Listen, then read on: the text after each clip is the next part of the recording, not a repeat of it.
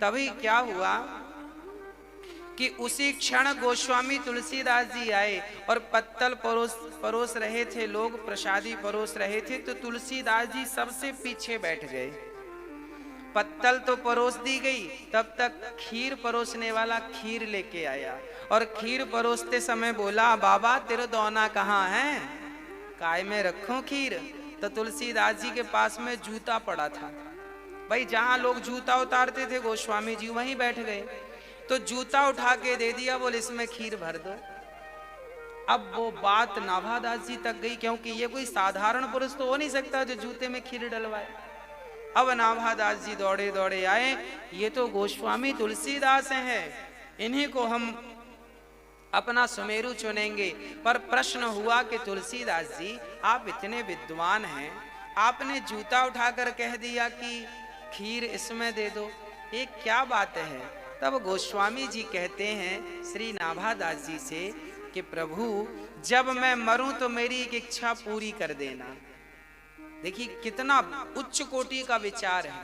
यही विचार गोस्वामी का जब हमने सुना तो हमारा भी यही विचार बना। गोस्वामी श्री तुलसीदास जी ने अपने विचार प्रकट किए कि जब मैं मरूं तो मेरी कितनी सी इच्छा पूरी कर देना। नाभादास जी से कहा, बोले क्या इच्छा है आपकी। तब उन्होंने कहा कि जब मैं मरूं तो मेरे शरीर का ये चमड़ा, ये चमड़ी उनके जूतों पर लगा देना, जिनके मुख से धोखे से भी एक बार सीताराम निकल गया हो, उनके जूतों में मेरा ये चमड़ा लगा देना, क्योंकि इसी मात्र से मेरी सदगति हो जाएगी। यह दासानुदासो भविता सिंधुया। कितनी अद्भुत बात है। प्रिय भक्तों, सच कहा है आप श्री ने कि हमें भगवान का भक्त नहीं, भगवान की अनन्यता प्राप्त करने के लिए उनके चरणों में समर्पण करना होगा। समर्पण, ऐसा भाव हो हमारा कि वो समर्पण आ जाए ठाकुर जी के चरणों में। अब भगवान ने अद्भुत लीला की, अद्भुत चर्चा हुई, और आइए अब आगे की चर्चा बड़े भाव से करते हैं। प्रिय भक्तों, श्री काशीराज और द्विविद का ठाकुर जी ने उद्धार किया। जरासंध नाम का एक दैत्य जो कंस के ससुर जी थे, आपके यहां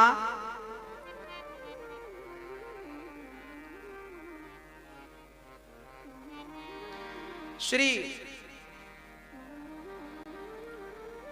जरासंध के यहां 20,800 राजाओं को उन्होंने बंदी बनाया था। 20,800 राजा बंदी बने थे।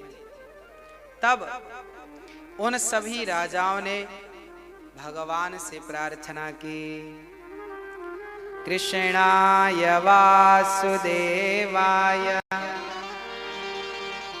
हरये परमात्मने प्रणतक्लेशनाशाय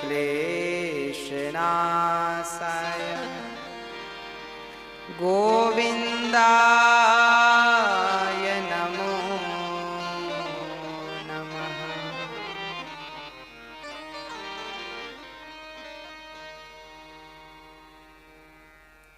श्री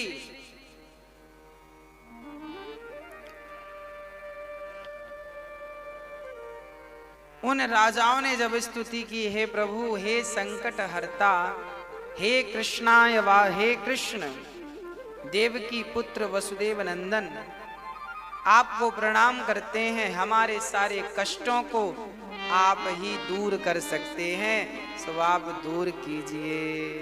अब तो जरासंध के यहां भगवान चले गए। भीम भैया से युद्ध फिक्स हुआ। भीम भैया युद्ध करेंगे। भीम भैया युद्ध कर रहे हैं जरासंध से। 27 दिन तक युद्ध चला। ऐसा युद्ध हुआ कि ना भीम भैया हारने को तैयार, ना जरासंध हारने को तैयार। अद्भुत युद्ध हुआ। भीम भैया की जब पिटाई होने लगी तो भीम भैया ने भगवान से कहा कि प्रभु आप तो बैठे बैठे देखते हैं पर हमारी तो यहाँ पिटाई हो रही है। तब कहा कि आप युद्ध करते समय हमारी तरफ क्यों नहीं देखते? आप यदि युद्ध करते समय हमारी तरफ देख लें तो भी काम बन जाएगा, पर जब युद्ध करते समय देखें तो। अब एक दिन जब युद्ध हुआ तो भगवान ने एक तिनका उठा करके उसे बीच से फाड़कर एक भाग को इस तरफ एक भाग को इस तरफ कर दिया। जरासंध को भी फाड़कर भगवान ने उसके एक भाग को यहाँ एक भाग को यहाँ डाल दिया। जरासंध का उद्धार हो गया। भगवान की कृपा तब ही प्राप्त होती है भक्तों, जब हम काम करते समय दृष्टि भगवान की तरफ कर लें तब। काम करते रहो नाम जपते रहो, मन से गोविंद गोपाल गाते चलो।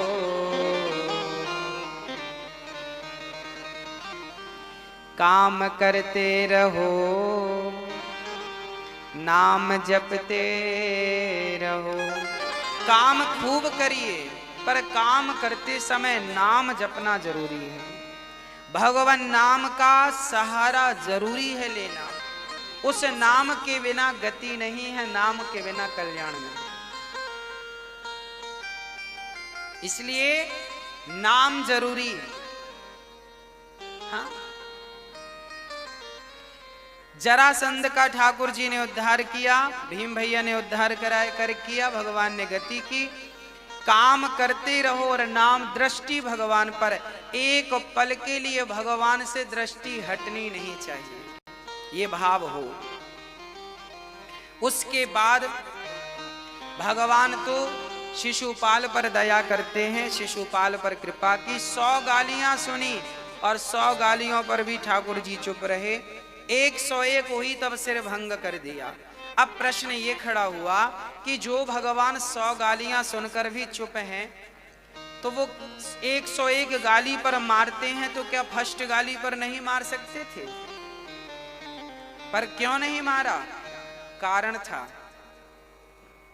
कारण यह था कि भगवान कहते हैं कि मैं भगवान होकर 100 गालियां सुनता हूं, सहन करता हूं, तो तुम इंसान होकर 10-20 गालियां तो सहन कर लो, सुन लो। इसलिए हमें सहनशील बनना है, सहनशीलता बढ़ानी है।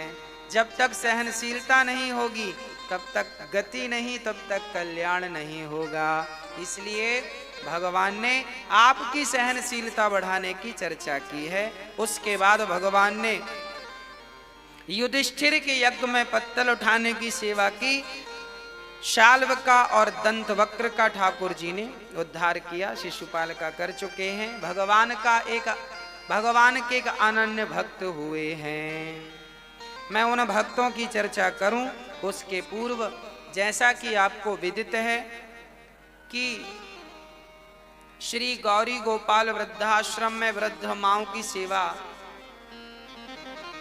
बहुत समय से चल रही है। किसी एक मां का हम सहयोग करें, एक मां की सेवा करें। भक्तों, विचार करिए कि उन माओं पर क्या गुजरती होगी जब उनके बच्चे कहते होंगे कि अब घर से चले जाओ। ऐसी तमाम यहां पर माएं आती हैं